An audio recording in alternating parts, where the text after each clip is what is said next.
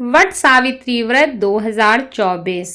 मासिक धर्म में वट सावित्री व्रत करना चाहिए या नहीं करना चाहिए, या पीरियड में महिलाएं वट सावित्री व्रत कर सकती हैं या नहीं कर सकती हैं। अगर आप करना चाहती हैं तो इसकी विधि क्या है, इस वीडियो में आप यह जानेंगी। वट सावित्री व्रत में पानी कब पीना चाहिए, इसके बारे में भी जानकारी आपको इस वीडियो में मिलेगी। नमस्कार माताओं बहनों, यह वीडियो आप लोगों के लिए है। इसमें आप जान सकती हैं कि मासिक धर्म में या पीरियड में इस व्रत को आप करें या ना करें, या करें तो किस विधि के अनुसार आप करें, जैसा कि शास्त्रों में बताया गया है। हर सुहागिन महिलाओं के लिए वट सावित्री व्रत का एक अलग ही महत्व है। शास्त्रों के अनुसार अगर किसी के साथ ऐसी समस्या आ जाती है कि वह उस समय मासिक धर्म से है या उसका पीरियड का समय चल रहा है, तो इसके लिए उसे क्या करना चाहिए। हर महिला को मासिक धर्म, महामारी या पीरियड जो है यह किशोरावस्था होने पर प्रारंभ हो जाती है। पीरियड आना महिला के लिए सामान्य सी बात है। यह किसी भी तरह का अपशकुन नहीं होता है, क्योंकि सृष्टि में मानव की उत्पत्ति का आधार मासिक धर्म से ही है। लेकिन हिंदू धर्म में महिलाओं को महामारी के दौरान कई तरह की सावधानियां बरतने को कहा जाता है। खास तौर पर इन दिनों में पूजा पाठ जैसे शुभ कार्य करने पर मनाही होती है। वट सावित्री व्रत की तारीख पास ही है और उन महिलाओं के लिए परेशानी वाली बात हो सकती है जिनकी डेट नज़दीक है। वट सावित्री व्रत साल भर में एक बार आता है। इस दिन महिलाएं पति की दीर्घायु के लिए यह व्रत रखती हैं और पूजा पाठ करती हैं। ये व्रत सुहागिन महिलाओं के लिए करवा चौथ व्रत के तरह ही बहुत खास होता है।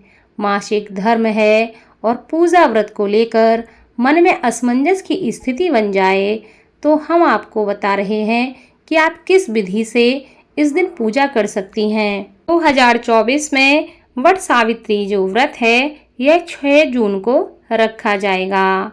वट सावित्री पर आप व्रत रखना चाहती हैं तो आप व्रत अवश्य रख सकती हैं, पर हिंदू धर्म में इसके लिए कई नियम बताए गए हैं। व्रत या पूजा पाठ के दौरान मासिक धर्म आ जाए या पीरियड आ जाए तो ऐसे में महिलाओं को अपना व्रत नहीं छोड़ना चाहिए, लेकिन साथ ही पूजा संबंधित वस्तुओं को स्पर्श नहीं करना चाहिए। वट सावित्री के दिन आपको अगर मासिक धर्म आ जाता है तो आप बाल धोकर स्नान कर लें और श्रृंगार करके तैयार हो जाएं। इस दिन व्रत तो आप रख सकती हैं, लेकिन पूजन की जो भी सामग्री है उसे आप ना छुएं। भगवान की मूर्तियों और पूजा सामग्रियों को छूना विशेष तौर पर वर्जित बताया गया है।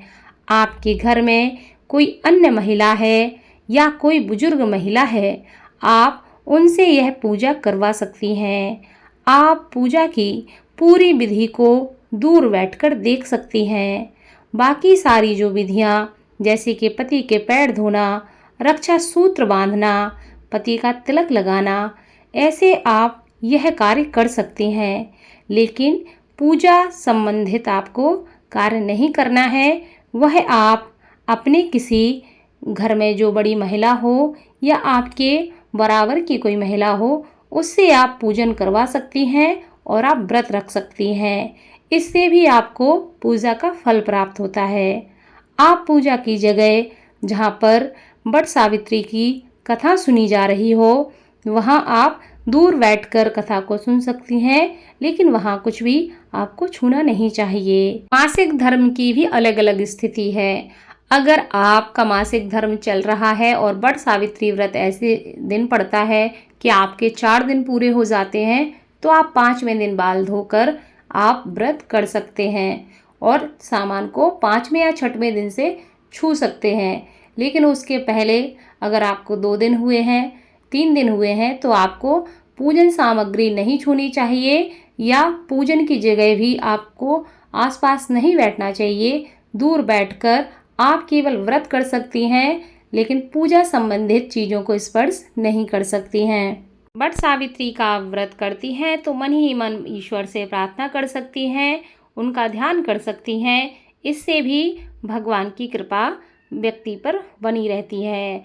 अगर आप पहली बार यह व्रत रख रही हैं और आपको मासिक धर्म शुरू हो गया है या आपको पता है, तो आपको इस बात का विशेष ध्यान रखना चाहिए कि यह व्रत आपको शुरू ना करें। इस व्रत को आप अगले साल से प्रारंभ करें, वह ज़्यादा शुभ माना जाता है। मानसिक रूप से भगवान की आस्था होनी चाहिए और भगवान का ध्यान करना चाहिए।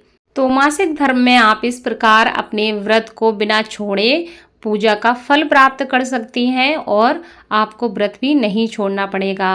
अगर मासिक धर्म की ऐसी स्थिति आ जाती है कि आपको उस समय पीरियड में आप होती हैं, तो आपको उस समय पूजा किसी और से करवा लेनी चाहिए और कोई भी सामग्री आपको नहीं छूनी चाहिए।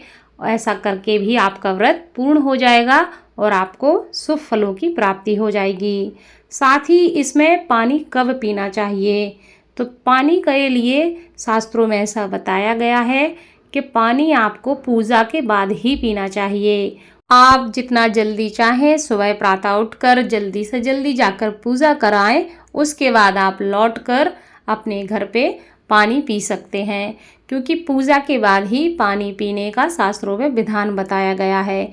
इसके अलावा हर जगह का अलग अलग प्रचलन है, अलग अलग जगह के रीति रिवाज हैं, यह अपने अपने स्थानों का अलग अलग बताया गया है। तो जिसके यहाँ जैसे रीति रिवाज के अनुसार बताया गया हो, आप वैसा भी कर सकते हैं, या आपके जो अपने हैं घर में क्या आपके यहाँ प्रचलन है उस प्रकार भी आप पूछकर कर सकते हैं।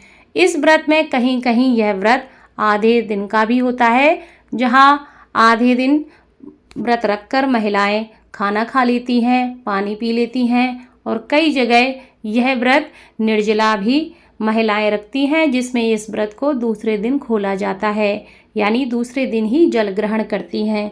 तो यह सब अलग अलग संस्कृति और अलग अलग जगह के रीति रिवाज के अनुसार होता है। तो आपके घर में क्या प्रचलित है, आपके घर में जैसा होता हो, आप उस प्रकार अपने घर के बड़ों से पूछकर भी कर सकते हैं। लेकिन शास्त्रों के अनुसार तो ऐसा ही बताया गया है कि पूजन के पहले जल ग्रहण नहीं करना चाहिए, लेकिन वैसे आपको प्रयास यही करना चाहिए कि आपको पूजा के बाद ही जल ग्रहण करना चाहिए। तो यह थी वट सावित्री संबंधित जानकारी। वीडियो अच्छी लगी हो तो प्लीज़ वीडियो को लाइक, चैनल को सब्सक्राइब, वीडियो को ज़्यादा से ज़्यादा शेयर अवश्य करें, ताकि आपके साथ साथ आपके अपने भी इस जानकारी का लाभ ले सकें। धन्यवाद।